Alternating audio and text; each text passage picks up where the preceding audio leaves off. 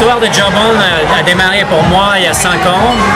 On a travaillé sur un premier projet qui était cordé. On a travaillé sur un second projet qu'on connaît, Jawbone numéro 1, qui s'est lancé il y a 2 ans. Et puis depuis 2 ans, on a travaillé très dur sur en fait une réduction de taille très importante et puis une amélioration de la technologie, de la science derrière le projet. Et donc c'est une histoire d'engagement à 100% au niveau de la relation entre le design avec l'ingénierie, la science, etc. Je suis suisse, j'ai travaillé dans les grandes agences de design comme Frog Design, j'ai travaillé avec Apple, j'ai travaillé avec Hewlett Packard. Et puis il y a 9 ans de cela, en 99, j'ai ouvert un studio qui s'appelle Fuse Project. Et Fuse Project et moi avons créé certains projets que vous connaissez peut-être, tels que le One Laptop per Child, tels que le Jawbone, Whitewater qui vient de se lancer, la Leaf Light pour Herman Miller, etc. Alors pourquoi lancer toi-même le Jawbone? Pour moi, ce qui m'intéresse aujourd'hui, en fait, c'est que le design s'implique à long terme.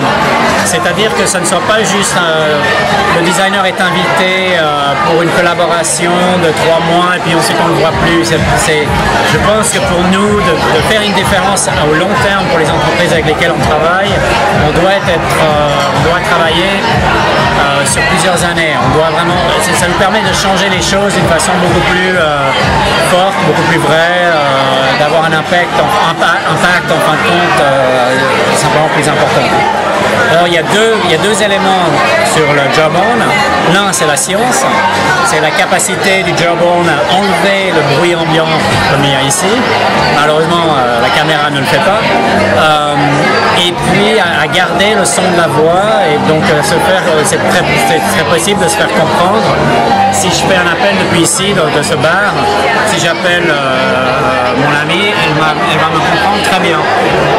Donc ça c'est la science du produit qui est de loin la meilleure sur le marché.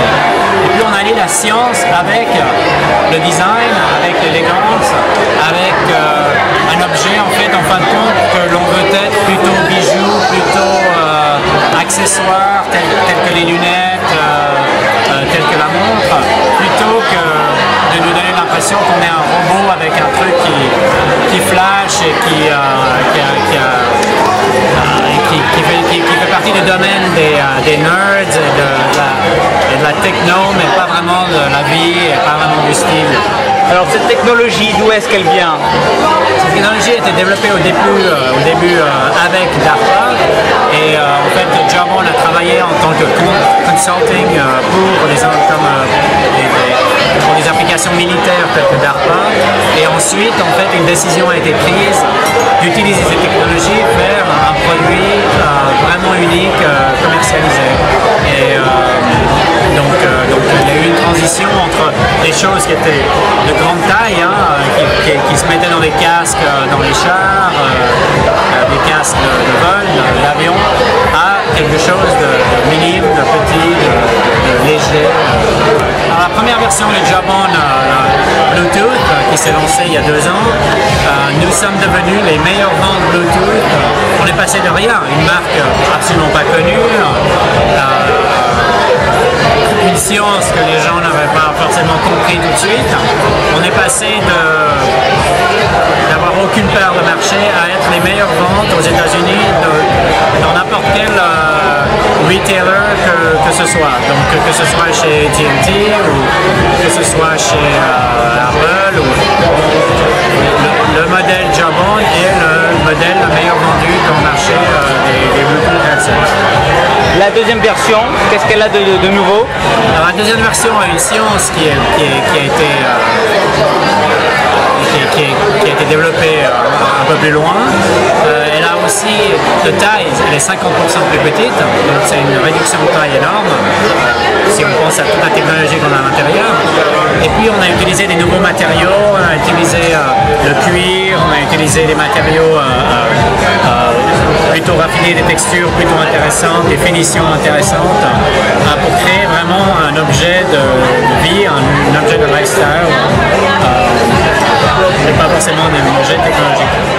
On travaille sur le prochain One Laptop per Child, start-up. On travaille sur pas mal de projets qui ont à voir beaucoup avec un futur sustainable, donc vers le développement durable. Sur des projets aussi vastes que de repenser à l'eau, comment est-ce qu'on consomme l'eau, comment est-ce qu'elle est transportée, quelle est la prochaine version de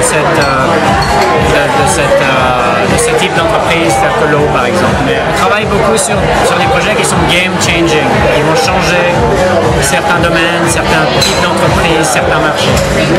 Et la différence avec Frog Design ou avec les autres studios de design, c'est qu'est-ce qui... Alors nous, on est exclusivement porté sur des projets qui sont justement game changing, mais des projets qui se réalisent. C'est-à-dire, principalement, on est impliqué avec les entreprises dans lesquelles on travaille, au niveau financier, donc on travaille plus, je dirais plus en profondeur et un peu plus au long terme. Et sur des choses qui, en général, on est un petit peu spécialisé dans les grands changements, les grands axes d'innovation.